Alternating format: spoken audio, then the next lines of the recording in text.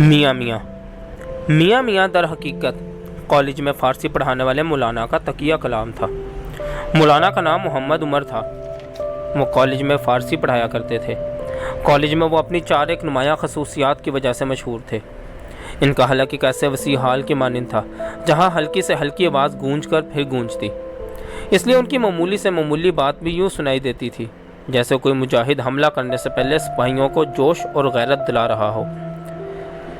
مسلسل طور پر جوش اور جذبہ محسوس کرتے رہنے کی وجہ سے مولانا کے خد و خال نے ایسی ترتیب اختیار کر لی تھی کہ ان کا چہرہ احتجاج اور جذبے کی آمیزش بن کر رہ گیا تھا۔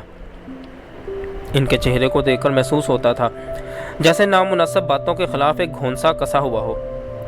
مولانا کی تیسری خصوصیت یہ تھی کہ معمولی سی معمولی نامناسب بات پر وہ غضب میں آ جاتا اور اس شدت سے احتجاج کا اظہار کرتے کہ لڑکے محسوس کرتے کہ نہ جانے وہ کیا کر دیں گے، لیکن اس شدت بھرے احتجاج کے بعد وہ ہر نامناسب بات کو یوں برداشت کر لیتے جیسے کوئی بات ہی نہ ہو، جیسے نامناسب باتوں کو برداشت کرنا ان کی عادت ہو اور وہ اپنی اس عادت کی وجہ سے مجبور ہوں۔ مولانا کی آخری خصوصیت ان کا تقیہ کلام تھا۔ وہ جماعت یا افراد سے میاں میاں کہہ کر مخاطب ہوتے، اسی وجہ سے لڑکوں میں وہ میاں میاں کے نام سے مشہور تھے۔ جماعت میں داخل ہوتے ہی وہ گونجتے، میاں میاں یہ کیا شور ہے؟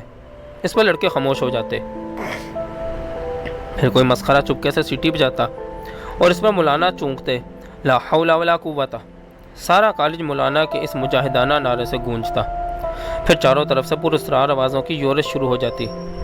ایک کونے میں چکی ہونکتی، دوسری طرف ریل گاڑی چھکا چھک کرتی اور تیسری طرف مینڈک ٹڑاتا، کوئل کوکتی، اور مولانا دفتر ان آوازوں کے وجود سے بے نیاز ہو کر صاحب کے اشعار پڑھنے میں مصروف ہو جاتے۔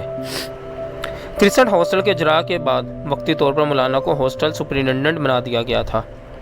وہ بورڈنگ کی مین بلڈنگ سے باہر ملحقہ عمارت کے ایک کمرے میں مقیم تھے جو کھانا کھانے کے کمرے کے قریب تھا۔ لڑکے ڈائننگ ہال کی طرف جاتے تو انہیں محسوس ہوتا کہ وہ بورڈنگ میں موجود ہیں، چونکہ عام طور پر مولانا نماز پڑھتے ہوئے یا وضو کرتے ہوئے دکھائی دیتے۔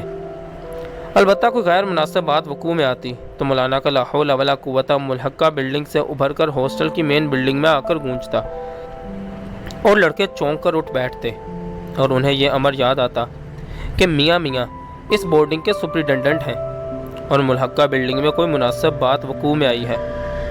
اس پر مین بلڈنگ میں ایک سرگوشی ابھرتی، میاں میاں، اور ہر کمرے میں دہرائی جاتی، حتیٰ کہ ساری بلڈنگ میاں میاں سے گونجنے لگتی۔ مولانا دن میں صرف ایک بار مین بلڈنگ میں آتے تھے۔